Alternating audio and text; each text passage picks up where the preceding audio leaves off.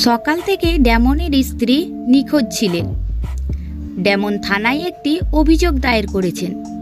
গোয়েন্দা মেহুল আরও দুইজন নিখোঁজ মহিলার অভিযোগ পেয়েছিলেন। তিনি মামলাটি তদন্ত করছেন। কয়েক মাস পরে মেহুল অপহরণকারীকে ধরতে সক্ষম হয়েছিল। মেহুল ডেমনকে গুদামে আসতে বললেন, যেখানে তার স্ত্রীকে রাখা হয়েছিল। গুদামে তিনজন মহিলা একই রকম দেখতে ছিল। ডেমন তার স্ত্রীকে বেছে নিতে সক্ষম হয়নি। তো বন্ধুরা, তোমরা কি এই তিনজন মহিলার দিকে তাকিয়ে বলতে পারবে যে এই তিনজনের মধ্যে কোন মহিলাটি ডেমনের স্ত্রী? যদি তোমরা বলতে পারো তাহলে উত্তরটি ঝটপট কমেন্ট করো।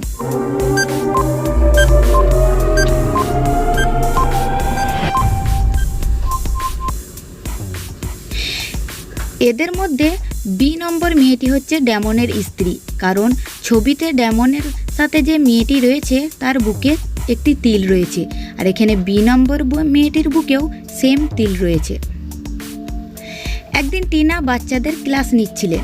হঠাৎ করে পিছন থেকে কেউ টিনাকে একটি কাগজের বিমান ছুঁড়ে মারে। টিনা খুব রেগে যায় এবং জিজ্ঞাসা করে কে এটি করেছে, কিন্তু কেউ কোনো উত্তর দেয়নি।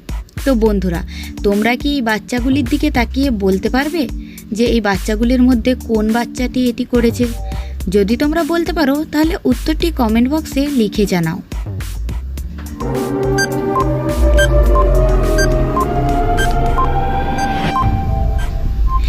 এইখানে 4 নম্বর ছেলেটি এটি করেছে, কারণ বিমানটির কালারের সঙ্গে 4 নম্বর ছেলেটির বইয়ের কালার মিলে যাচ্ছে।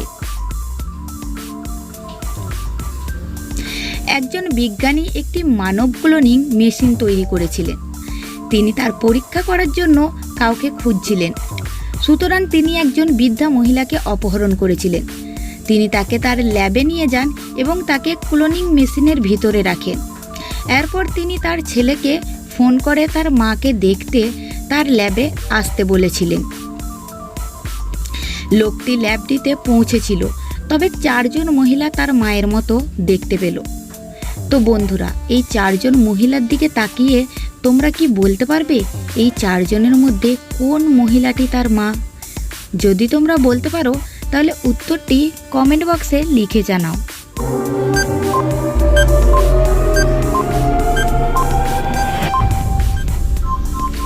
এখানে 3য় নম্বর মহিলাটি হচ্ছে ওই লোকটির মা, কারণ লোকটির মায়ের মাথার চুল ব্রাউন কালার ছিল, আর এখানে 3য় নম্বর মহিলাটিরও মাথার চুলটি ব্রাউন কালারের।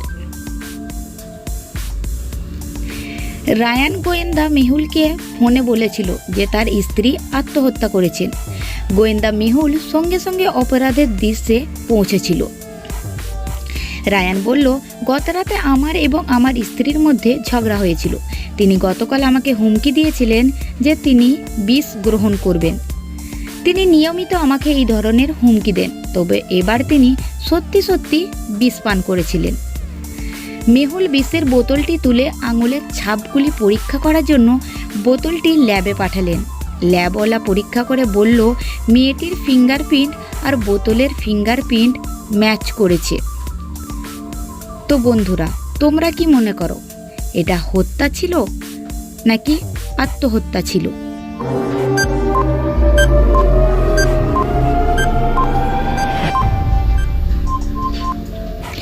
এটা হত্যা, কারণ বোতলটিতে ফিঙ্গারপ্রিন্টের ছাপ রয়েছে, কিন্তু ঢাকনাটিতে কোনো ফিঙ্গারপ্রিন্টের ছাপ নেই। এটা কি করে সম্ভব? তিনি কিভাবে ঢাকনাটিতে আঙুলের ছাপ না রেখে বোতলটি খুলতে পারেন?